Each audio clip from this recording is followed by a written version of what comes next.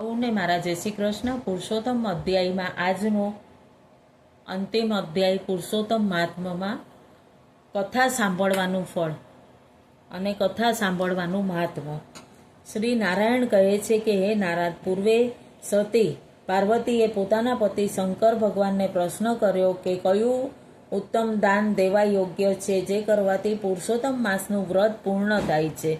એટલે શ્રી મહાદેવજીએ પ્રેમપૂર્વક ઊભા રહીને કહેવા લાગ્યા, હે પર્વત પુત્રી, વેદમાં એવું કોઈ દાન નથી કહ્યું કે જે તારું વ્રત પૂર્ણ થાય. એ માટે વ્રત પૂર્ણ થવા માટે બ્રહ્માંડને કાંસાનો સંપુટ બનાવ્યા છે, જેની અંદર 20 માલપુઆ 30 માલપુઆ અને તેની ઉપર 7 તાતણા સૂતર વીંટીને વિધિપૂર્વક પૂજા કરવી, સુપાત્ર બ્રાહ્મણને તેનું દાન દઈ દેવું. સુખદેવજી કહે છે કે ઋષિઓ આ પ્રમાણે મુનિઓ વચ્ચે પુરુષોત્તમ માસ સંબંધેનો વાદ વિવાદ સંપૂર્ણ થયો.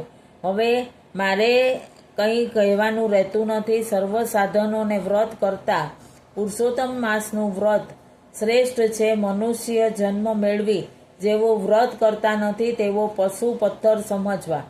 પારકાની નિંદા કરવી નહીં, ધર્મમાં શ્રદ્ધા રાખવી, સદાચાર અને નીતિથી ચાલવું, જૂઠું બોલવું નહીં, અપ્રમાણિક થવું નહીં, કથાનો પ્રચાર કરવો, પાઠ કરવો, પોતે વાંચવી, વંચાવવી અને અન્યને સંભળાવવી.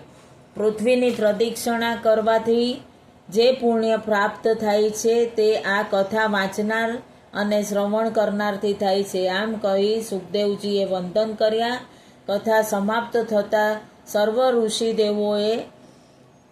ઋષિઓએ સુખદેવજીને નમસ્કાર કર્યા અને તેમને શુભ આશીષ આપ્યા. ત્યારબાદ સુખદેવજી નિત્ય ક્રિયા કરવા પવિત્ર ગંગા ઘાટ તરફ ચાલતા થયા.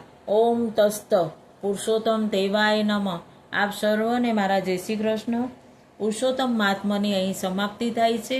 આપ સૌએ ખૂબ સહકાર આપ્યો અને સરસ રીતે કથા સાંભળી એ બદલ આપમાં વસતા શિવ શિવા અને પુરુષોત્તમ ભગવાનને મારા નમસ્કાર છે. આપ સૌને મારા પ્રણામ. જય શ્રી કૃષ્ણ. કાંઈ ભૂલચૂક થઈ હોય તો આપ સૌ ક્ષમા કરજો.